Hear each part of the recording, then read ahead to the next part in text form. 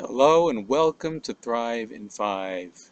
You know, the Romans and Greeks of antiquity didn't exactly idealize peace, but today peace is a universal ideal largely because of the Jewish people's contribution to civilization.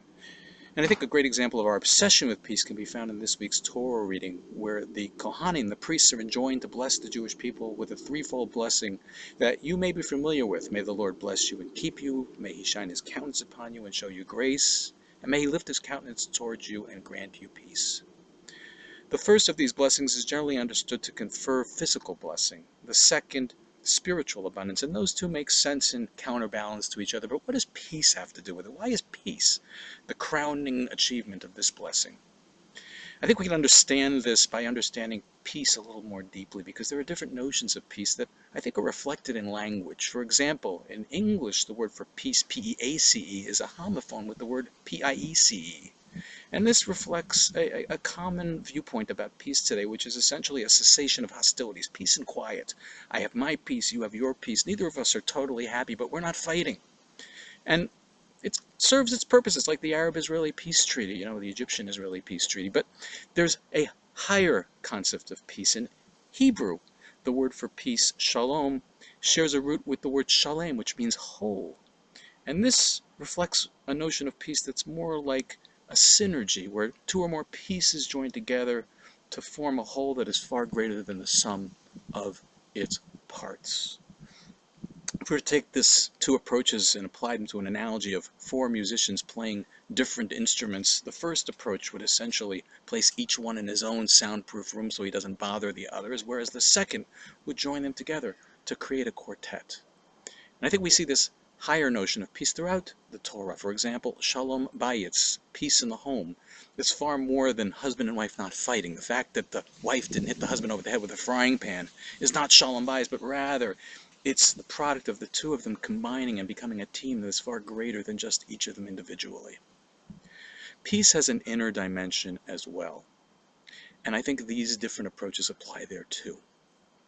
Judaism teaches us that we are made up of two really warring factions, body and soul, spiritual and physical.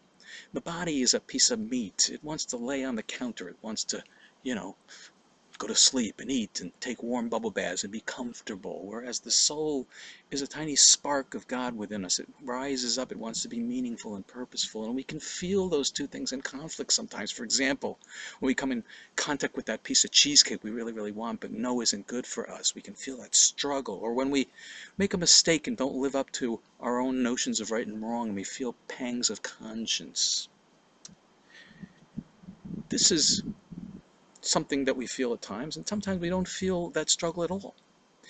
But there's a higher form of peace inside as well, and that is when both body and soul actually work together. To be more precise, when the soul co-ops the body and lifts the body into meaning and purpose. And we can get a taste of this, for example, when we first join the gym. And, we don't really feel like going, but we know it's the right thing to do. The body, however, wants to stay home, but if you keep going, sometimes even the body gets into it, and even it wants to work out. Really, this notion of peace would be, I think, similar to the word we would call integrity, which comes from the word to be integrated. It's the feeling that one has when they live up to their own sense of right and wrong and purpose. For example, a little taste of that is when you give the cashier at the grocery store the $1 that she mistakenly gave you.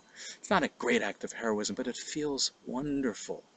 Imagine that feeling 1,000 times, and I think we can get a beginning of a taste of what inner peace really is meant to be from a Jewish perspective.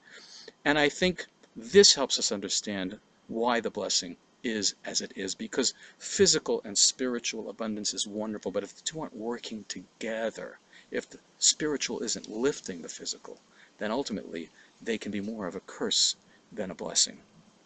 But there's still a question.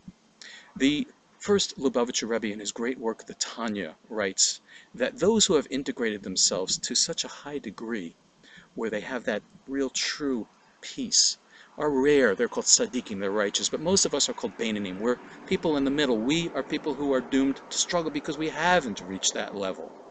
And the question is, are we also capable of achieving an inner peace, or are we doomed to feel an inner sense of conflict throughout our lives? Yes, it is our job to strive to reach that level of integration, but most of us won't. And so, what kind of peace can we, mere mortals, experience in our lives? This is the question I'd like to address, but since we have reached our 5-minute time limit and gone over, we're going to have to give this talk over in pieces. So join us next week when we'll speak about a type of inner peace that I think even we mere mortals are capable of achieving. Until then, have a wonderful week, and thanks for joining us.